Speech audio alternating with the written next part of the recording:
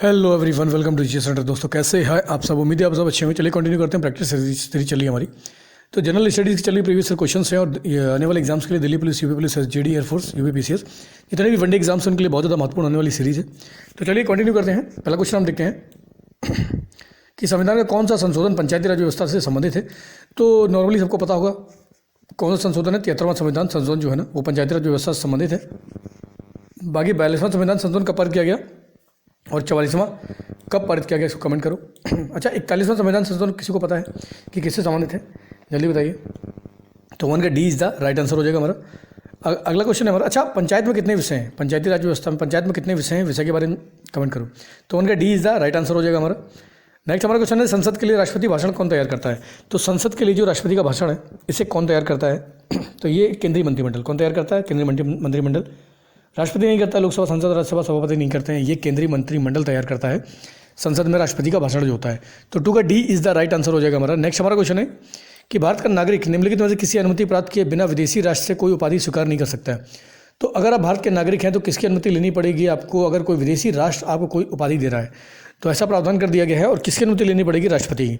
अगर कोई भी देश आपको कोई भी उपाधि देना चाहता है तो उससे पहले आपको राष्ट्रपति की अनुमति लेनी पड़ेगी। ठीक है, इसको ध्यान रखना है। तो 3 का इज द राइट आंसर हो जाएगा हमारा। नेक्स्ट हम क्वेश्चन देखते हैं कि निम्नलिखित में से कौन सी स्थलाकृति ज्वालामुखी क्रिया से संबंधित नहीं है? तो इनमें से कौन सी स्थलाकृति है जो ज्वालामुखी के निर्माण नहीं होती है? क्रेटर, गेजर, कार्डेरा या फ्योर्ड। तो किनका निर्माण जो होता है वो ज्वालामुखी क्रिया से नहीं होता है, फ्योर्ड का निर्माण। देखो, क्रेटर बनते हैं, गेजर भी बनते हैं, कार्डेरा बनता है, बाकी फ्योर्ड जो है ना वो आपकी ज्वालामुखी प्रक्रिया के तहत नहीं बनते हैं। तो उसका ध्यान रखेंगे। 4 का D is the right answer हो जाएगा हमारा। नेक्स्ट हमारा क्वेश्चन है कि निम्नलिखित में से कौन सा मानसूनी देश जलवायु के अंतर्गत नहीं आता है? कौन सा देश जो है ना, किस देश में मानसूनी जलवायु नहीं है? तो ये है आपका श्रीलंका, म्यांमार, कंबोडिया, लाओस। तो देखो, लाओस में तो है, कंबोडिया में भी है मानसूनी जलवायु, म्यांमार भी, लेकिन श्रीलंका में नहीं है। अब श्रीलंका क्योंकि चारों तरफ से पानी से घिरा हुआ है तो इसलिए यहाँ पर क्या है कि मानसूनी जलवायु नहीं पाई जाती। ठीक है, तो 5 का ए इज द राइट आंसर हो जाएगा हमारा।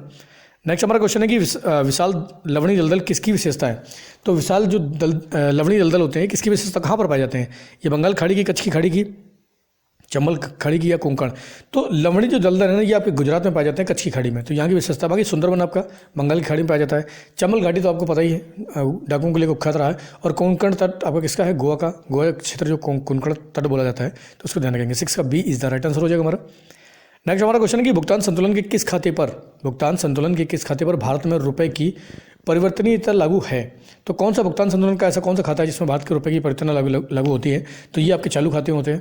कौन से होते हैं? चालू खाते होते हैं, ध्यान रखेंगे इस चीज़ को भी, काफ़ी इंपॉर्टेंट। अच्छा, भारत की जो 2023 की आरबीआई ने जो जीडीपी ग्रोथ निकाली है वो कितनी निकाली है 2023-24 की? ये कमेंट करके बताओ तो। ठीक है, नेक्स्ट हमारा क्वेश्चन है कि निम्नलिखित में से कौन सा मुद्रा का कार्य नहीं है? तो इनमें से मुद्रा का कार्य क्या नहीं है? कि मुद्रा मूल्य का मापन करना, मूल्य का हस्तांतरण, मूल्य का संचय या मूल्य का स्थिरीकरण करना।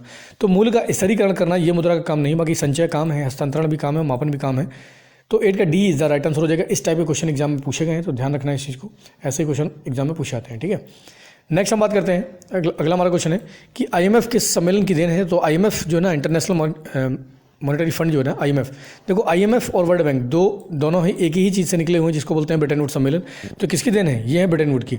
तो ब्रेटन वुड्स सम्मेलन हुआ था, उसमें ही दोनों को निकाला गया था, मतलब दोनों का निर्माण किया गया था वहाँ पर। 9 का D is the right answer हो जाएगा हमारा। नेक्स्ट हमारा क्वेश्चन है कि भारत में निम्नलिखित में से किस उद्योग में सर्वाधिक श्रम शक्ति कार्यरत है? तो भारत में ऐसा कौन सा क्षेत्र है जहाँ पर किस उद्योग में सर्वाधिक श्रम शक्ति लगी हुई है? तो ये उद्योग है आपका कपड़ा। तो भारत में टेक्सटाइल जो इंडस्ट्री है, टेक्सटाइल इंडस्ट्री में ही सबसे ज़्यादा जो श्रम शक्ति है वो कार्यरत होती है। तो 10 का D is the right answer हो जाएगा। अच्छा, भारत में कितने % जो लोग हैं वो कृषि से जुड़े हुए हैं? ये जल्दी कमेंट करके बताओ। नेक्स्ट हमारा क्वेश्चन है कि निम्नलिखित में से कौन सी विद्युत चुम्बकीय तरंग है? तो इनमें से कौन सी विद्युत चुम्बकीय तरंग है? तो ये आपके एक्सरे। सिंपल सा क्वेश्चन है। अच्छा, इन चारों किरणों को क्रम में लगाओ कि किसकी फ्रीक्वेंसी सबसे ज़्यादा है, उसके बाद किसकी, उसके बाद किसकी है। तो चारों को मतलब बढ़ते हुए क्रम में लगाएंगे आप। सबसे ज़्यादा, सबसे कम किसकी है, फिर सबसे ज़्यादा, फिर सबसे ज़्यादा। तो इंक्रीजिंग ऑर्डर में लगाइए जल्दी से इसको कि इनमें से किसकी जो वेवलेंथ है वो सबसे ज़्यादा है। फ्रीक्वेंसी या वेवलेंथ दोनों को लगाइए। नेक्स्ट हम बात करते हैं निम्नलिखित में से कौन सी गैस ग्रीन हाउस प्रभाव उत्पन्न करती है? तो इनमें से कौन सी गैस जो है ना ग्रीन हाउस प्रभाव उत्पन्न करती है? ये आपकी कार्बन डाइऑक्साइड। कौन सी कार्बन डाइऑक्साइड जो ना ये आपकी green house gas green house प्रभाव उत्पन्न करती है। तो 12 का D is the right answer हो जाएगा। अच्छा, कार्बन मोनोऑक्साइड जो होती है ना इसे बोलते हैं दमघोटू गैस बोलते हैं। नाइट्रस ऑक्साइड काफ़ी खतरनाक होती है क्योंकि इससे अम्ल वर्षा बहुत ज़्यादा होती है, अम्ल वर्षा की संभावना काफ़ी होती है। ठीक है, इसको ध्यान रखेंगे नाइट्रस ऑक्साइड से। तो 12 का D is the right answer हो जाएगा हमारा। नेक्स्ट हम देखते हैं कि निम्नलिखित में से कौन सा रोग बैक्टीरिया द्वारा उत्पन्न होता है। तो इनमें से कौन सा रोग बैक्टीरिया से होता है। तो बैक्टीरिया से आपका तपेदिक होता है। क्या होता है? तपेदिक, टाइफाइड वगैरह। तो ये होता है तपेदिक। ध्यान रखेंगे, काफ़ी ठंड के बरसात के समय पर काफ़ी बीमारी फैलती है। अच्छा, पीलिया किससे होता है? पीला कमेंट करो। अच्छा, पीलिया किसको प्रभावित करता है? तो 13 का ए इज द राइट आंसर हो जाएगा हमारा। नेक्स्ट हमारा क्वेश्चन है कि हीरे की चमक के लिए निम्नलिखित में से कौन सा कारक है। तो हीरा जो चमकता है वो किस कारण से चमकता है? उच्च अपवर्तनांक के उच्च घनत्व, पारदर्शिता या अति कठोरता के कारण चमकता है। किसके कारण चमकता है? तो उच्च जो आपका अपवर्तनांक होता है, टोटल इंटरनल रिफ्लेक्शन होता है, उसकी वजह से ही चमकता है ये। इसको ध्यान रखेंगे। 14 का ए इज द राइट आंसर हो जाएगा हमारा। नेक्स्ट हमारा क्वेश्चन है कि कौन सी धातु मुक्त अवस्था में मिलती है। तो ऐसी कौन सी धातु जो मुक्त अवस्था में मिलती है?